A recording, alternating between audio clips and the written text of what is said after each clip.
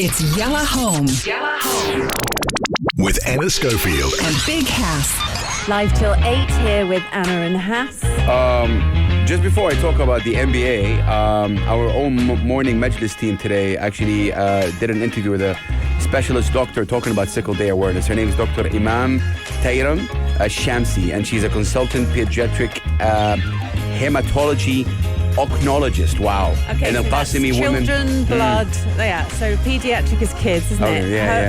Hermiology's blood. Hematology oncologist. Yes, that one. She's in Al-Qasimi Women and Children Hospital in Sharjah. Incredible. And definitely, the whole interview is on SoundCloud. Go check that out. And again, big deal because I wasn't really aware, and it's all about the awareness at this point. Yeah. So shout out, of course, to that. All right, if you are an NBA fan, right now, today morning, you've seen one of the greatest playoff games in the history of the game. Just massive.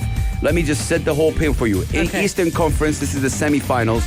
You got the Milwaukee Bucks versus the New Jersey Nets. And it's a best-of-7 game, obviously. And they're tied 3-3, right? So each one has won 3 games. And in the NBA, you got Game 7. These are the 2 best words in sports, especially in the NBA. Game 7. This is the creme de la creme. This is like it. This is the ultimate. This is why people get paid the big bucks to perform on that stage. And it did not disappoint. Every team came out fighting mad. Like it was a dogfight. Really crazy game until the end. So just crazy game. Kevin Durant scored 48 points, the most in any playoff.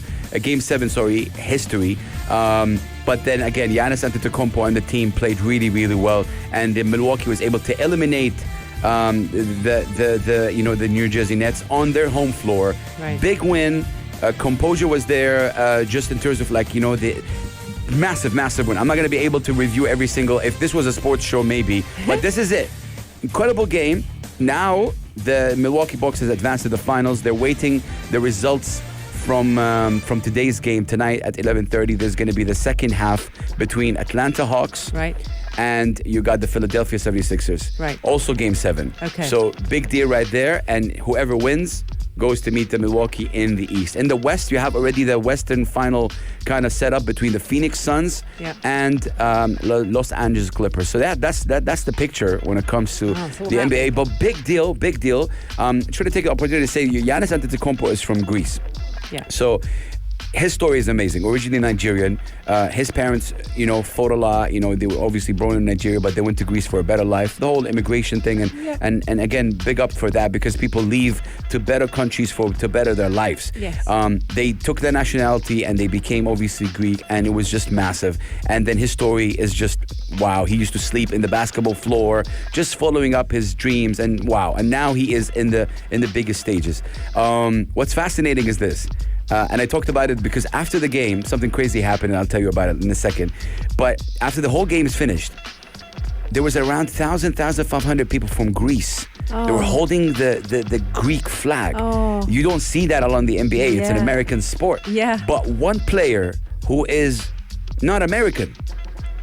Giannis is not American. LeBron James is American. All these players that we talk about are American, Right. So they're playing in their country or whatever it is. Right. But this dude is not, and he is taking basketball to this international even more, and he's really going to become the face of the NBA when LeBron James retires, because LeBron is 37 right now. So he's 1-2 years, he's over. Yeah, I mean, over the hill. 37. I was just really fascinated, and in the press conference, he made sure to shout them out. That's class act. He's like, I want to shout out the 1,500 Greek fans that were in a different arena than Milwaukee. This is in New York. Right. And just wow, they're obviously so pleased that they're being represented. So honored, and just massive. So after the game, it was like 8:45 UAE time. I found myself in a Twitter space conversation. This is the audio. It's like Clubhouse, but audio. With the top NBA analysts.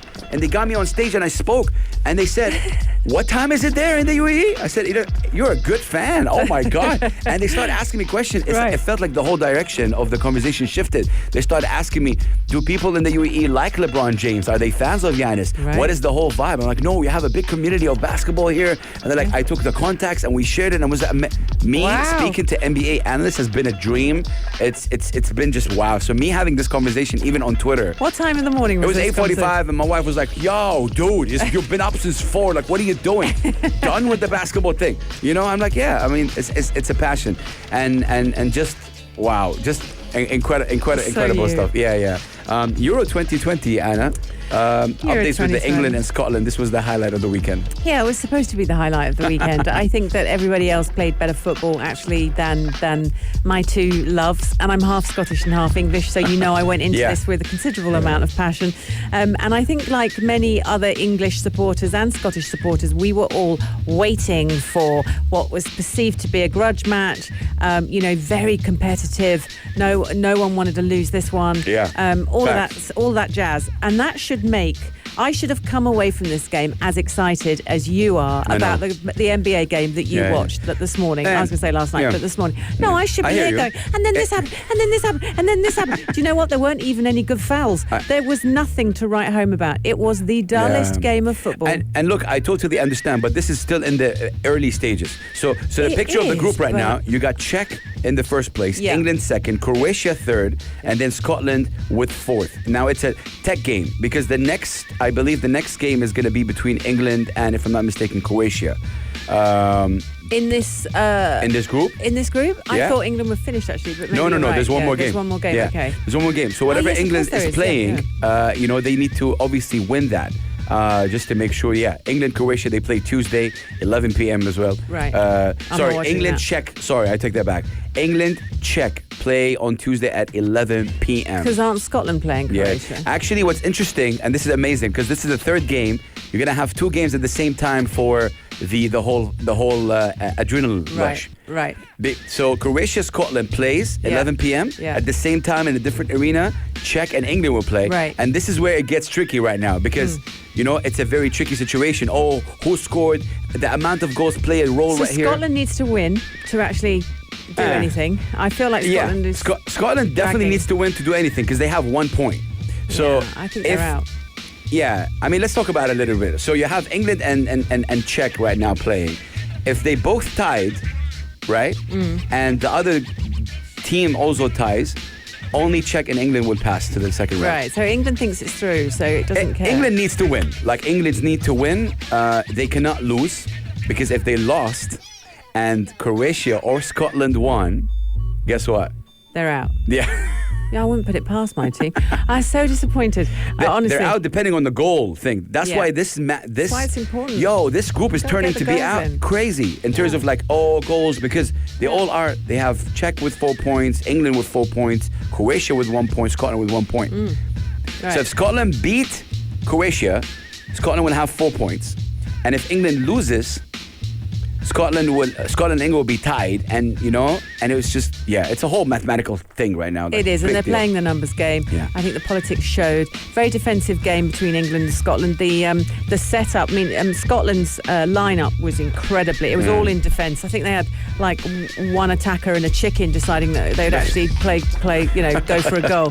So they played a very defensive game, which of course they were going to go. They were going to do that because they were going right. We need to try and protect our goal. And do you know what? Scotland achieved that. So Scotland came out with thumbs up. They were happy. I even spoke to my Scottish friends yesterday who are in Scotland. We were on Zoom and they were like, result! They think we're stupid. We came away having played turgid, dire, boring football. We didn't even try and score, and it would have helped us in now. Now we're going to have to scrabble to get out of the first thing. Big time. Yeah, yesterday's scores, you got Hungary and France tying it up, Germany beating Portugal 4-2, crazy game right there, and then Spain and Poland tying up.